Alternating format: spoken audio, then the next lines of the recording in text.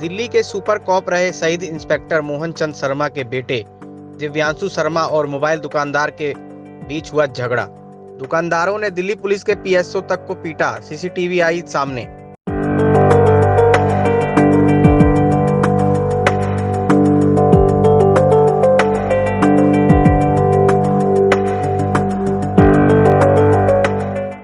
दिव्यांशु और दुकानदार का वीडियो हुआ वायरल झगड़ा करते हुए।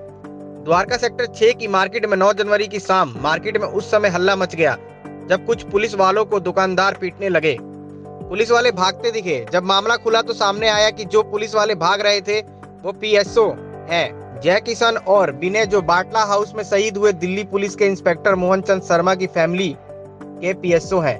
स्वर्गीय इंस्पेक्टर मोहन चंद शर्मा का बेटा दिव्यांशु शाम को मार्केट में मोबाइल शॉप में फोन कवर चढ़वाने आया था। उस समय दुकानदार संचित और दिव्यांशु में गर्मा गर्मी हो गई। कुछ देर बाद दिव्यांशु अपने घर जाकर बात बताता है तो पीएसओ जय किशन और विनय दिव्यांशु के साथ मार्केट में आते हैं। मामला जानने फिर से मामला गर्म हो गया। दोनों तरफ से मामला तूल पकड़ गया, जैसा कि सीसीटीवी में साफ दिख रहा है। फिर मामला इतना बिगड़ गया कि आसपास के दुकानदारों ने हल्ला मचा दिया। सीसीटीवी में कैद हो गया। पुलिस ने एफआईआर दर्ज करके जांच शुरू कर दी।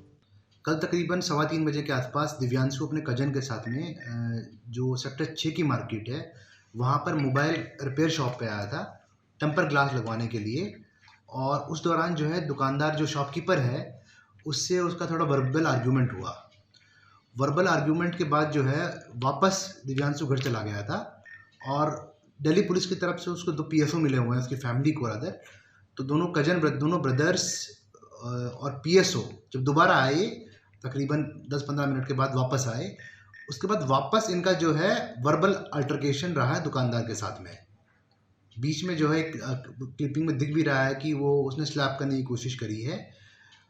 हाउएवर इसके बाद में जो है जो पीएसओ है और दिव्यांशु है वो शॉप के बाहर एक झगड़ा हुआ है जिसमें उनके साथ में जो है कुछ 5-7 लड़कों ने जो है उनकी पिटाई करी और स्कफल किया उनके साथ में।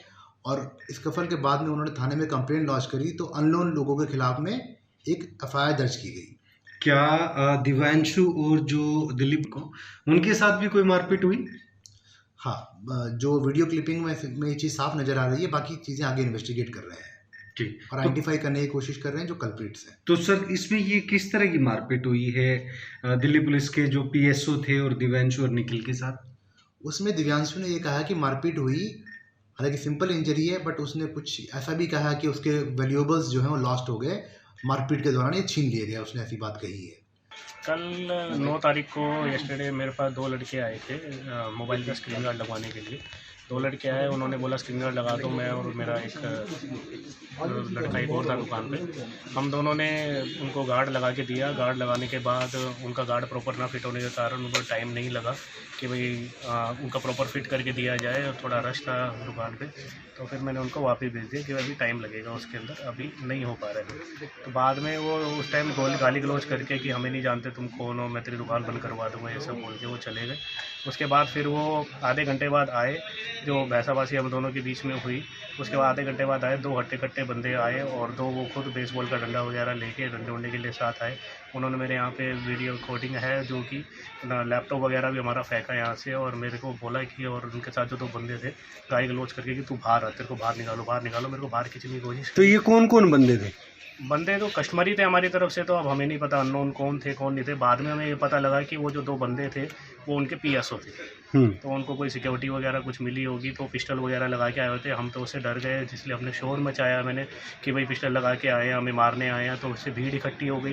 वो भीड़ में बीच बचाव के चक्कर में हम सब तो यहीं पे रहे। लेकिन तो क्या आप लोगों के खिलाफ कोई एफआईआर हुई है? हमारे खिलाफ एफआईआर हुई है, लेकिन हमारे कोई सुनवाई नहीं हो रही। कल रात को सब लोग वहाँ से चले गए, लेकिन हम लोग वहाँ 1 बजे तक बैठे रहे। ठीक, बस यही सब। देखिए, ये दुकानदार और ग्राहक का एक छोटा सा कहासुनी थी जो इस हद तक आगे पहुंच गई। उसके पीछे सबसे बड़ी बात थी कि जो ये आसपास के जो वेंडर्स थे, जो यहाँ पे उन लोगों ने भीड़ बना के ग्राहक को और जो उनके साथ जो सिक्योरिटी में थे दिल्ली पुलिस के जवान, उनको मारना शुरू किया। मैं तो ऊपर था, मैंने जैसे आवाज़ सुना मैं नीचे आया तो मैंने देखा कि पुलिस वालों को मार रहे हैं। और उनकी असला वगैरह थी, तो उसको भी छीनने का प्रयास था। तो मैंने फिर उनको यहाँ पे इसी जगह मार रहे थे वो, यहाँ से लेके फिर मैं भीड़ को हटा के मैं उनको फिर अपने साथ अंदर लेके गया, फिर मैंने पुलिस को इन्फॉर्म किया। तो क्या माने दुकानदार की गलती से ये सब हुआ? देखिए, दुकानदार और ग्राहक दोनों के बीच में किसी न किसी बात पे बहस होती है, लेकिन वो बहस इस हद तक पहुँचे ये कहीं भी ठीक नहीं है। मामला इतना गंभीर हो गया कि पुलिस के आला अधिकारियों तक को मामले में संज्ञान लेना पड़ा। अब देखने वाली बात यह है कि पुलिस की इन्वेस्टिगेशन में आगे क्या निकल कर आता है।